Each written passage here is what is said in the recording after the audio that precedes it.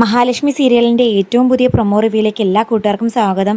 എന്തായാലും നമ്മുടെ കരുണയ്ക്ക് ഒരു കാര്യം ഉറപ്പായി, തൻ്റെ സന്തോഷത്തിന് വേണ്ടിയിട്ട് അച്ഛൻ വീണ്ടും പഴയപടി മഹാലക്ഷ്മിയെയും കണ്ണനെയും അതുപോലെ ആ കുഞ്ഞു മോളെയും ശല്യം ചെയ്യാനായിട്ട് പല പദ്ധതികളും തയ്യാറാക്കുന്നു. ഇത്തവണത്തെ ഓണത്തിന് കണ്ണനും അതുപോലെ മഹാലക്ഷ്മിയും അവരെ സ്നേഹിക്കുന്നവരെല്ലാവരും നിലവിളിക്കാനുള്ള മാർഗമാണിപ്പോൾ തൻ്റെ അച്ഛൻ തയ്യാറാക്കുന്നത്. അപ്പോൾ അവർക്കൊന്നും ഒരു സംശയം തോന്നാതിരിക്കാൻ വേണ്ടിയിട്ട് അവരുടെയൊക്കെ മുമ്പിൽ നല്ല പിള്ള ചമഞ്ഞ് കരുണയാണെങ്കിൽ കണ്ണനും മഹാലക്ഷ്മിയും അതുപോലെ നമ്മുടെ മഞ്ജു ഒക്കെ ഇരുന്ന് കുഞ്ഞിനെ താലോലിക്കുന്ന സമയത്ത് അങ്ങോട്ടേക്ക് വരുന്നുണ്ട്. അപ്പോൾ അവളുടെ വരവ് തന്നെ മഞ്ജുവിനെ അരോസരപ്പെടുത്തുമ്പോൾ കരുണയാണെങ്കിൽ എല്ലാവരെയും ഞെട്ടിച്ചുകൊണ്ട് ഒരു കാര്യം ചോദിക്കുന്നുണ്ട്.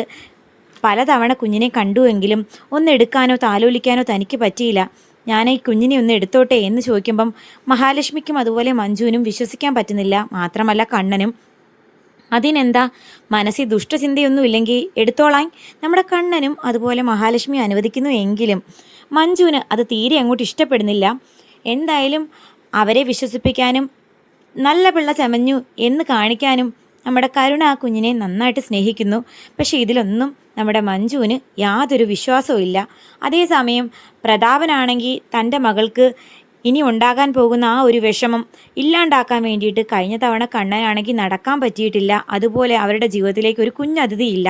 എന്നാൽ ഇത്തവണത്തെ ഓണത്തിന് കണ്ണൻ എണീറ്റ് നടക്കുകയും ചെയ്യുന്നുണ്ട്. അതുപോലെ മഹാലക്ഷ്മിക്ക് ഒരു കുഞ്ഞു മോളെയും കിട്ടി. അവരൊക്കെ ഊഞ്ഞാലാടിയും സന്തോഷിച്ചും അങ്ങോട്ടും ഇങ്ങോട്ടും പരസ്പരം സ്നേഹം പങ്കിടുന്നത് കണ്ട് തൻ്റെ മകൾക്കൊരു വിഷമം ഉണ്ടാകരുത് എന്ന് വിചാരിച്ച് അവരുടെ ജീവിതത്തിലേക്ക് വന്ന ആ പുതിയ സന്തോഷം കുഞ്ഞതിഥിയെ ഇല്ലാണ്ടാക്കാനുള്ള മാർഗമാണ് വീണ്ടും അന്വേഷിക്കുന്നത്.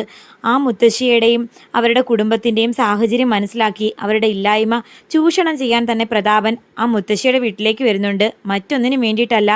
എന്തായാലും മുത്തശ്ശിയെ അവർക്കെല്ലാവർക്കും വിശ്വാസമാണെന്ന് അറിയാം. അപ്പോൾ ആ ഒരു വിശ്വാസം മുതലെടുത്തുകൊണ്ട് തൻ്റെ ആഗ്രഹം നിറവേറ്റുക, മുത്തശ്ശി വഴി എങ്ങനെയെങ്കിലും കണ്ണൻ്റെയും മഹാലക്ഷ്മിയുടെയും കുഞ്ഞിനെ ഇല്ലാണ്ടാക്കാൻ പ്രതാപൻ വീണ്ടും ഭീഷണി രൂപത്തിൽ അവരുടെ വീട്ടിലേക്ക് വന്ന് ഭീഷണി പറയുമ്പോൾ തന്നെ കൊണ്ടാകില്ല, ആ കുഞ്ഞിനെ കൊല്ലാൻ തനിക്ക് മനസ്സ് വരുന്നില്ല എന്ന് പറയുമ്പോൾ ഒന്നുകിൽ എനിക്ക് പൈസ തിരിച്ചു തരണം, അല്ലെന്നുണ്ടെങ്കിൽ ഞാൻ പറഞ്ഞ കാര്യം നിറവേറ്റണം, അല്ലെങ്കിൽ എന്നെ നിങ്ങൾക്കറിയില്ല എന്ന് പറഞ്ഞ് പ്രതാപൻ ഭീഷണിപ്പെടുത്തുമ്പോൾ എന്ത് വേണമെന്നറിയാതെ പകച്ചു നിൽക്കുവാണ് നമ്മുടെ മുത്തശ്ശിയും.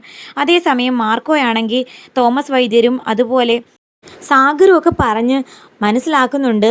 മേഘനാഥൻ പതിയെ എണീറ്റ് നടക്കാൻ തുടങ്ങി. മാത്രമല്ല സംസാരിക്കാനും തുടങ്ങുന്നുണ്ട്. അധികം താമസിക്കാതെ മേഘനാഥന് പഴയതുപോലെ നടക്കാനാകും.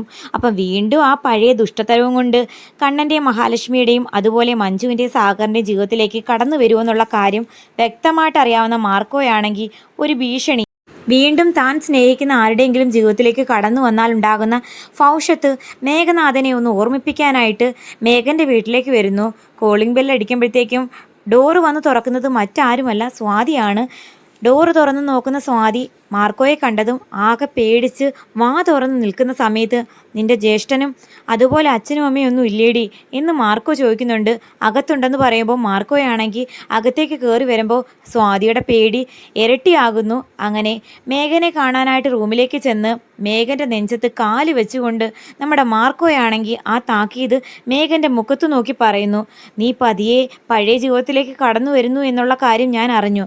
ഇനി ഞാൻ സ്നേഹിക്കുന്ന ആരെങ്കിലും ശല്യം ചെയ്യാനാണ് നിന്റെ ഉദ്ദേശമെങ്കിൽ ജീവനോടെ വെറുതെ വിട്ടേക്കില്ല. അന്ന് കിട്ടിയതിൻ്റെ ഇരട്ടി നീ വേടിച്ചു കൂട്ടൂ എന്നൊക്കെ താക്കീത് പറയുന്നത് കേട്ടിട്ട് നമ്മുടെ വാമദേവനും സീമന്തിനിയും അങ്ങോട്ടേക്ക് ഓടി വരുന്നു. വരുമ്പോൾ കാണുന്നത് മേഘൻ്റെ നെഞ്ചത്ത് കാല് വെച്ച് നിൽക്കുന്ന മാർക്കോയാണ്. അവരാകെ പേടിച്ച് നിലവിളിക്കുന്നു. എൻ്റെ മകനെ ഒന്നും ചെയ്യരുതെന്ന് സീമന്തിനി കരഞ്ഞപേക്ഷിക്കുന്ന സമയത്ത് മേഘനോട് മാത്രമല്ല നിങ്ങൾ രണ്ടുപേരോടും കൂടിയാണ് ഞാൻ ഈ പറയുന്നത്. ഇനി ഞങ്ങൾ സ്നേഹിക്കുന്ന ആരെങ്കിലും ജീവിതത്തിലേക്ക് നിങ്ങൾ ആരെങ്കിലും ശല്യം രൂപത്തിൽ കടന്നു വന്നു കഴിഞ്ഞാൽ ഒന്നിനെയും വെറുതെ വിട്ടേക്കില്ല എന്ന ആ ഒരു താക്കീത് കേട്ടിട്ട് സീമന്തിനിയും വാമദേവനും പേടിക്കുന്നുണ്ട്. ഞങ്ങൾ ആരും ഒരു ശല്യത്തിനും വരില്ല, ഞങ്ങൾ അടങ്ങി ഒതുങ്ങി ജീവിച്ചോളാം എന്നൊക്കെ വാമദേവൻ മാർക്കോയെ വിശ്വസിപ്പിക്കാൻ പറയുന്നുവെങ്കിലും അതൊന്നും നമ്മുടെ മാർക്കോയ്ക്ക് തീരെ വിശ്വാസം പോരാ. എന്തായാലും കരുണയും അതുപോലെ ഉണ്ണിയും പ്രതാപനും കൂടി തയ്യാറാക്കുന്ന പദ്ധതി അവർക്ക് തന്നെ വിനയാക്കുന്നത് മിക്കവാറും നമ്മുടെ ദുർഗ തന്നെയായിരിക്കും. ഇപ്പം എന്തൊക്കെ പറഞ്ഞാലും കണ്ണനെയും മഹാലക്ഷ്മിയെയും കുഞ്ഞിനെയൊക്കെ പൊന്നുപോലെ നോക്കുകയും സ്നേഹിക്കുകയും ചെയ്യുന്ന ദുർഗയുടെയും മനമാറ്റം നമ്മുടെ മഞ്ജുവിനും സാഗറിനൊന്നും തീരെ വിശ്വാസമായിട്ടില്ല. എങ്കിലും ദുർഗ ഒരുപാട് മാറിക്കഴിഞ്ഞിരിക്കുന്നു. അപ്പോൾ കണ്ണന് നേരെ എന്താപത്ത് തന്നെ സ്വന്തം മകനോ അല്ലെങ്കിൽ മരുമകളോ ചെയ്യാൻ ശ്രമിച്ചാലും അതിന് തടസ്സം നിൽക്കുന്നത് ദുർഗ തന്നെയായിരിക്കും.